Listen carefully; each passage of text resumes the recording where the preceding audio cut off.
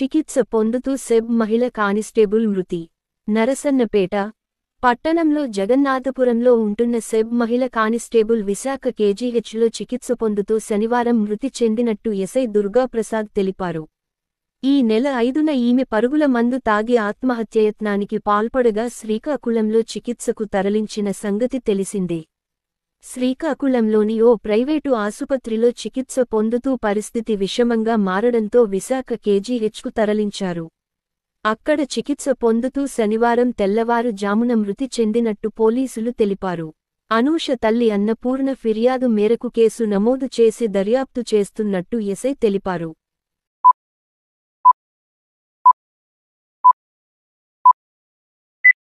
భారత్లో మంకీపాక్స్ అనుమానాస్పద కేసు. ఐసోలేషన్లో విదేశాల నుంచి వచ్చిన వ్యక్తి. మంకీపాక్స్ గురించి ప్రపంచ దేశాలు వణికిపోతున్నాయి. ఈ వైరస్ ఎక్కువగా ఉన్న దేశం నుంచి ఓ వ్యక్తి ఇండియాకు వచ్చినట్టుగా గుర్తించారు. ఈ మేరకు మంకీపాక్స్ సంక్రమణతో వేరే దేశం నుండి తిరిగి వచ్చిన వ్యక్తిని వైరస్ అనుమానిత కేసుగా గుర్తించినట్లు కేంద్ర ఆరోగ్య మంత్రిత్వ శాఖ తెలిపింది. ప్రస్తుతానికి అతడిని ఓ ఆసుపత్రిలో ఐసోలేషన్లో ఉంచారు. రోగి పరిస్థితి నిలకడగా ఉన్నట్లు అధికారులు తెలిపారు.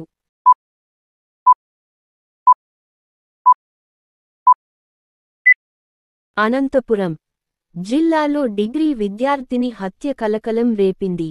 ఆత్మకూరు మండలం వడ్డుపల్లి అటవీ ప్రాంతంలో విద్యార్థిని తలపై బండరాయితో మోదీ హత్య చేయడం స్థానికంగా భయాందోళనలు రేకెత్తిస్తోంది.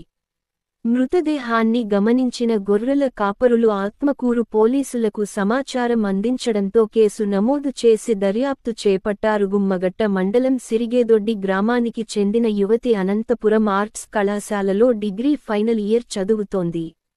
మారెమ్మ పండగ ఉత్సవాల సందర్భంగా యువతి ఇటీవల స్వగ్రామానికి వచ్చింది. పండగ అనంతరం కళాశాలకు వెళ్లేందుకు బయలుదేరింది. దీంతో రాయదుర్గం నుంచి అనంతపురం వెళ్లేందుకు తండ్రి ఆమెను ఆర్టీసీ బస్సు ఎక్కించారు. పంపనూరు వద్ద బస్సు దిగిన యువతి ప్రియుడి ద్విచక్రవాహనంపై వడ్డపల్లి అటవీ ప్రాంతానికి వెళ్లినట్లు పోలీసులు అనుమానిస్తున్నారు. వడ్డుపల్లి అటవీ ప్రాంతానికి చేరుకున్న ప్రేమికుల మధ్య ఏదో విషయంలో గొడవ జరిగినట్లు తెలుస్తోంది.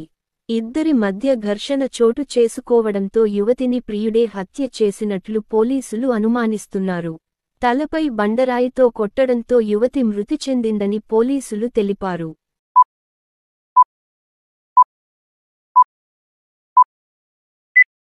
వామ్మో, ఇదెక్కడి మంచంరా నాయనా, 100 మంది ఒకేసారి కూర్చున్నా సరిపోతుందేమో.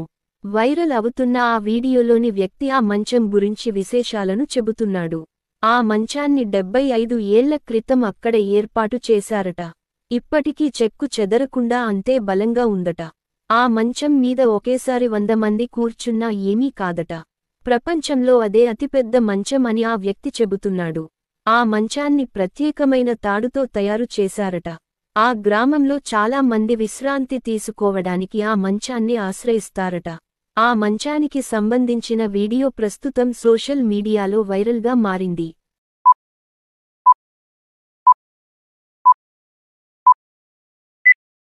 తిరుపతి జిల్లాలో భారీగా గంజాయిని పోలీసులు స్వాధీనం చేసుకున్నారు. గూడూరు సమీపంలోని జాతీయ రహదారిపై శనివారం వాహనాలు తనిఖీ చేస్తుండగా విశాఖపట్నం నుంచి చెన్నైకి వెళుతున్న బస్సులో 3 వ్యక్తులు అనుమానాస్పదంగా కనిపించారు. వారి బ్యాగులను తనిఖీ చేయగా 30 కిలోల గంజాయి ఉన్నట్లు గుర్తించి స్వాధీనం చేసుకున్నారు. అదుపులోకి తీసుకున్న గుంటూరు జిల్లాకు చెందిన సంజయ్ కుమార్, ఉమాశంకర్, నీలయ్యలను విచారించారు. గూడూరు సెప్టెంబరు 8 జిల్లాలో భారీగా గంజాయిని పోలీసులు స్వాధీనం చేసుకున్నారు. గూడూరు సమీపంలోని జాతీయ రహదారిపై శనివారం వాహనాలు తనిఖీ చేస్తుండగా విశాఖపట్నం నుంచి చెన్నైకి వెళుతున్న బస్సులో 3 వ్యక్తులు అనుమానాస్పదంగా కనిపించారు. వారి బ్యాగులను తనిఖీ చేయగా 30 కిలోల గంజాయి ఉన్నట్లు గుర్తించి స్వాధీనం చేసుకున్నారు. అదుపులోకి తీసుకున్న గుంటూరు జిల్లాకు చెందిన సంజయ్ కుమార్, ఉమాశంకర్, నీలయ్యలను విచారించారు. విశాఖపట్నంలో గంజాయిని కొనుగోలు చేసి చెన్నైలో విక్రయిస్తున్నట్లు తేలిందని రూరల్ ఎస్ఐ మనోజ్ కుమార్ తెలిపారు.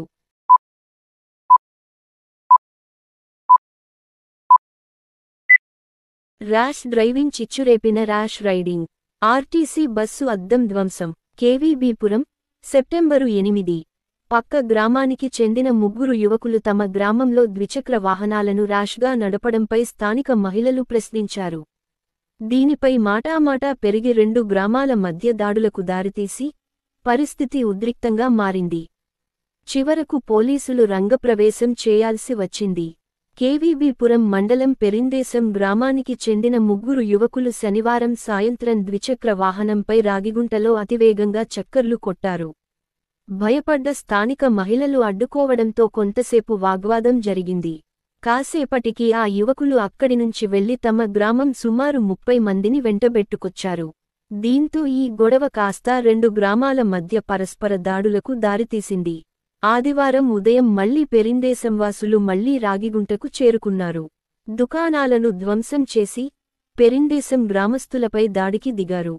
దీంతో రెండు గ్రామాల వారు కొట్లాటకు తెగబడ్డారు. పరిస్థితి ఉద్రిక్తంగా మారింది. గొడవను అడ్డుకోబోయిన పిచ్చాటూరు ఎస్ఐ వెంకటేశపైన మద్యం సీసాలు విసరడంతో ఎడమ కన్ను వద్ద స్వల్ప గాయమైంది. మరోవైపు రాగిగుంటవాసులు పిచ్చాటూరు రహదారిపై ఆందోళనకు దిగారు. ఏఎస్సీ లోకనాథం అండతోనే పెరిందేశంవాసులు దాడి చేశారని ఆరోపించారు.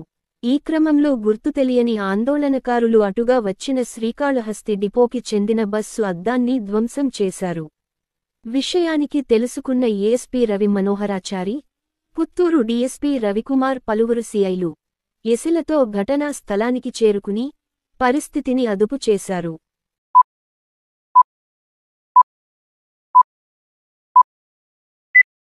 రాజవొమ్మంగి, సెప్టెంబరు 8 అకస్మాత్తుగా ప్రమాదం. వాళ్లు కూర్చున్న బస్సు ఒక్కసారిగా వాగులోకి పడిపోతోంది. ఎలా ఆపాలో తెలియట్లేదు. ఏం జరుగుతోందో తెలియని కంగారు. ప్రాణాలు పోతాయేమోనన్న భయం. ఇంతలో ఆ బస్సు ఓ చెట్టును ఆనుకుని ఆగింది. అయినా బస్సు గాల్లోనే వేలాడుతోంది.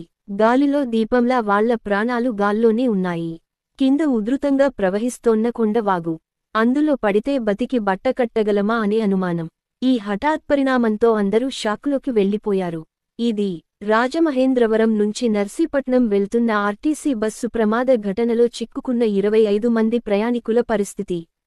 ఈ బస్సు ఆదివారం ఉదయం 11:30 గంటల సమయంలో అల్లూరి జిల్లా రాజవొమ్మంగి మండలంలోని చెరుకుంపాలెం పంచాయతీ బోర్నగూడెం గ్రామశివారులో కాలువపై ఉన్న బ్రిడ్జి వద్ద అదుపు తప్పి కాలువలోకి దూసుకువెళ్లింది. ఈ ఘటనలో 25 మంది ప్రయాణికులకుగాను 7గురు తీవ్రంగా గాయపడగా మిగిలిన వారు స్వల్పంగా గాయపడ్డారు. కాసేపటికి టీడీపీ నాయకులు కార్యకర్తలతో కలిసి ఓ కార్యక్రమానికి వెళ్తూ ఈ బస్సును గమనించి ఆగారు. కిందకి దిగి బస్సులోకి చూస్తే ప్రయాణికులు కనిపించారు. వెంటనే టీడీపీ కార్యకర్తలు మరిసెట్ల శ్రీను, చెక్క లోవరాజు, అదేపల్లి శివ, పెద్దాడ నూకరాజు సహాయక చర్యలు చేపట్టి వారందరినీ ప్రాణాలకు తెగించి కాపాడారు. క్షతగాత్రులను ఆటోల్లో స్థానిక ప్రభుత్వాస్పత్రికి తరలించారు. బస్సు వాగులో పడిన వెంటనే ఆ చెట్టు ఆపకపోతే పెనుప్రమాదమే సంభవించేదని ప్రయాణికులు చెప్తున్నారు. తమను ప్రాణాలకు తెగించి బస్సులో నుంచి బయటకు తీసి కాపాడిన టీడీపీ కార్యకర్తలకు జీవితాంతం రుణపడి ఉంటామని తెలిపారు. కాగా ఈ ఘటనలో మానవత్వంతో స్పందించి 25 మంది ప్రాణాలను కాపాడిన టీడీపీ కార్యకర్తలను స్థానిక ప్రజలు, అధికారులు అభినందించారు.